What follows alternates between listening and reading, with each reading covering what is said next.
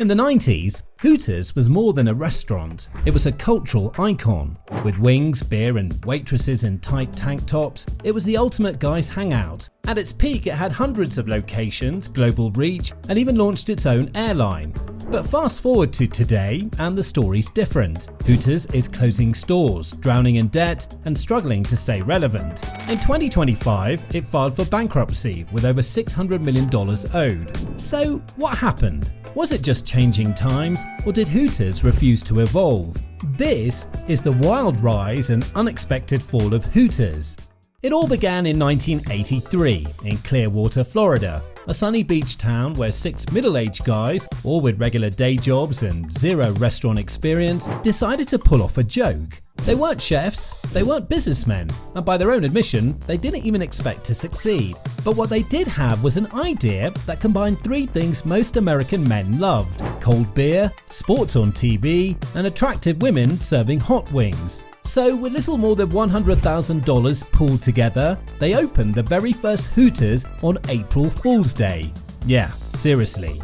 The idea was to build a place so outrageous that they wouldn't even get customers, but instead, the restaurant took off like wildfire.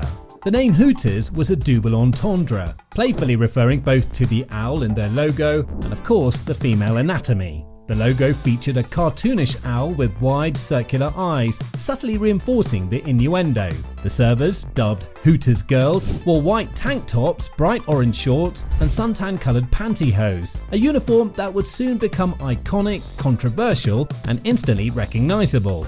What started as a joke quickly evolved into a cash machine, and the 6 friends, they accidentally launched one of the most recognizable brands in American restaurant history. By the late 80s, what started as a beach town novelty had exploded into a national sensation.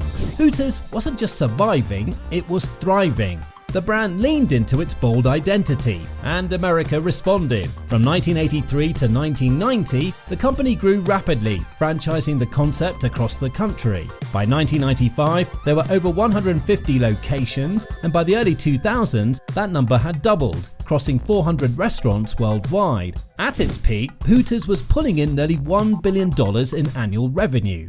And a big part of that success? The Hooters Girls. More than just waitresses, they were the living, breathing face of the brand. They smiled in ads, posed for calendars, appeared in swimsuit competitions, and even toured overseas to entertain US troops. For a generation of Americans, Hooters Girls were pop culture figures, friendly, flirty, and always on brand. And the marketing didn't stop at the restaurants. Hooters launched a full-on lifestyle movement. Branded merch, from t-shirts and hats to hot sauce and playing cards, flew off the shelves. The brand even dipped its toes into professional sports, sponsoring NASCAR drivers and forming their own arena football team, the Hooter Owls. But perhaps the most ambitious and ridiculous move of all, Hooters Air, a commercial airline launched in 2003. With leather seats, extra legroom, and flight attendants dressed in, you guessed it, Hooters uniforms, the airline was short-lived but perfectly on brand. It was a flying billboard for their cheeky charm. By the late 90s, Hooters was more than a restaurant, it was a cultural icon. It had embedded itself into TV shows, movies, and the American male psyche. It didn't just sell food, it sold fantasy wrapped in wings and nostalgia. But as the brand soared higher, few noticed the turbulence ahead. At the heart of Hooters' success was a simple yet provocative idea: the breastaurant. It wasn't just about the food, it was about the experience. The concept played on male fantasy, mixing sports, beer, wings, and flirtation into one easily digestible package. The menu was basic: burgers, nachos, seafood, and of course the famous wings. But let's be honest, no one was coming just for the buffalo sauce. The target audience was clear: working class men, college bros, and traveling businessmen. And the Hooters girl was the centerpiece. Trained to smile, chat, and keep the atmosphere light, she wasn't just a server, she was part of the entertainment. That visual branding was deliberate and consistent, helping Hooters stand out in a saturated restaurant market. But even during its glory days, Hooters wasn't without critics. Feminist groups accused it of objectifying women, and lawsuits began stacking up, some from employees alleging harassment or unfair treatment. The brand's defense was always the same: the girls were the brand. Without them, Hooters wouldn't be Hooters. This is where the brilliance and the flaw of the business model collided. The sex appeal brought in customers, but it also boxed the company into a corner. It couldn't rebrand without losing its identity, and it couldn't grow much further without offending changing cultural values. The very thing that made Hooters explode would eventually hold it back. By the late 2000s and early 2010s, the world around Hooters was shifting, but Hooters wasn't. The same formula that made it a household name in the 90s was now beginning to feel outdated. Society was changing. Movements promoting inclusivity, gender equality, and respectful workplaces were gaining momentum. What once seemed cheeky and fun began to feel tone deaf. At the same time, a new wave of dining was taking over. Fast casual spots like Chipotle, Shake Shack, and Panera Bread began dominating the scene, offering high-quality food, quick service, and a modern vibe that appealed to millennials and Gen Z. These younger generations were more health-conscious, more socially aware, and far less interested in being served wings by women in tight orange shorts. As the cultural winds changed, Hooters struggled to keep up. Attempts to modernize the brand were either half-hearted or quickly rolled back due to backlash from loyal customers. In 2013, Hooters introduced a new healthier menu and tried tweaking uniforms to be less revealing, but longtime fans pushed back hard and leadership caved. The brand was caught between trying to evolve and pleasing its core base. Meanwhile, a string of lawsuits from former employees alleging sexual harassment, discrimination, and unfair labor practices painted a darker picture behind the smiling faces. These legal battles chipped away at Hooters' image and raised questions about how sustainable the business model really was in a changing world. Internally, there was resistance. Executives knew they had to adapt, but they also feared losing the only identity the brand had ever known. Reinvention required risk, and Hooters was stuck in limbo, paralyzed between progress and nostalgia. The result? A brand slowly fading into irrelevance, not because it had no audience, but because it refused to grow with the one it had. By the mid-2010s, the writing was on the wall. Hooters, once a symbol of carefree indulgence, was now a fading relic in a market that had outgrown it. Store closures began quietly. First, a few underperforming locations in smaller towns, then major outlets in big cities. By 2017, dozens of US locations had shuttered their doors, unable to keep up with dwindling foot traffic and rising operating costs. Internationally, the collapse was even more noticeable. Hooters had once proudly expanded into countries like Australia, South Africa, and the UK, but the global audience with differing cultural values and less nostalgia for 80s Americana just didn't connect. The restaurants either underperformed or sparked public backlash, and one by one, they closed. Then came 2025. The headline was brutal. Hooters of America files for Chapter 11 bankruptcy, citing over $600 million in debt. The official statement blamed a mix of economic challenges, shifting consumer habits, and a tough post-pandemic environment. But to anyone paying attention, it wasn't just the economy, it was the brand itself. The public reaction was mixed. Some shrugged, many hadn't been to a Hooters in years. Others felt a pang of nostalgia for a place that once represented Friday nights, college memories, or watching the game with friends. The media, however, didn't hold back.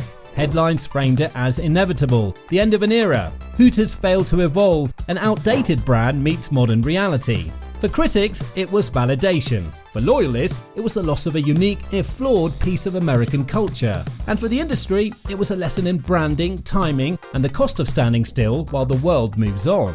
The fall wasn't sudden, it was slow, predictable, and ultimately unavoidable. In a last-ditch effort to stay relevant, Hooters tried to change its image, gone were the bikini contests and calendar promotions that once defined the brand. In their place, Hooters pushed a more family-friendly tone. Marketing shifted from sex appeal to community service, with campaigns highlighting charitable efforts, support for local sports teams, and employee success stories. The iconic uniforms also got a modest update. Shorts were slightly longer, tops slightly less revealing, and employees were allowed more flexibility in how they dressed. Men were even allowed to work front of house in some locations, a major shift for a company that had built its identity on a very specific, very female image. The menu saw improvements too. Hooters expanded its offerings to include healthier items, more diverse flavors, and even vegan options in select cities. Some locations were remodeled to look more modern, sleek, and less like a sports bar stuck in 1995. But the public response? Mixed at best. Some applauded the effort, others rolled their eyes. Many simply didn't notice. Critics called it too little too late. Younger audiences had already moved on, and older fans weren't thrilled by the toned-down vibe. Meanwhile, new breastaurants like Twin Peaks and Tilted Kilt swooped in to capture the space Hooters once owned. These upstart offered similar themes but with sharper branding, fresher concepts, and environments that seemed more in touch with modern customers, some even embracing more inclusive hiring practices and diverse aesthetics. For Hooters, the rebrand was an attempt to rewrite a story already ending. A shift in the right direction maybe, but not fast or bold enough to reverse years of decline. At its core, Hooters failed because it refused to evolve. The brand that once rode the wave of 80s and 90s culture got stuck there, clinging to nostalgia while the world around it moved forward. Its reliance on sex appeal made it iconic, but also inflexible. As social values shifted, Hooters stayed the same, becoming more awkward than edgy. While fast food giants like McDonald's and Taco Bell reinvented themselves with digital ordering, modern menus, and clever marketing, Hooters lagged behind. It didn't listen to its future audience, millennials and Gen Z, or understand that the culture of casual dining was being redefined. By the time the leadership realized the need for change, the brand's identity had become a liability. The late push for respectability clashed with decades of branding that had objectified women as a business strategy. Could Hooters have survived with a better strategy? Possibly, if it had shifted sooner, embraced inclusivity earlier, and diversified its image beyond the Hooters girl, it might have kept pace. But instead, it stood still, and in today's fast-moving world, that's a fatal mistake. Hooters' story is a reminder of the dangers of complacency and nostalgia in an ever-evolving world. What once felt like a fun, rebellious brand eventually became a relic of the past, unable to adapt to changing social values and consumer preferences. While the breastaurant era may be over, the rise and fall of Hooters offers valuable lessons on branding, evolution, and understanding the culture of the moment. But what do you think? Could Hooters have survived if it had changed sooner, or was its downfall inevitable? Drop your thoughts in the comments below, and don't forget to like, share and subscribe for more deep dives into the stories behind the brands we grew up with.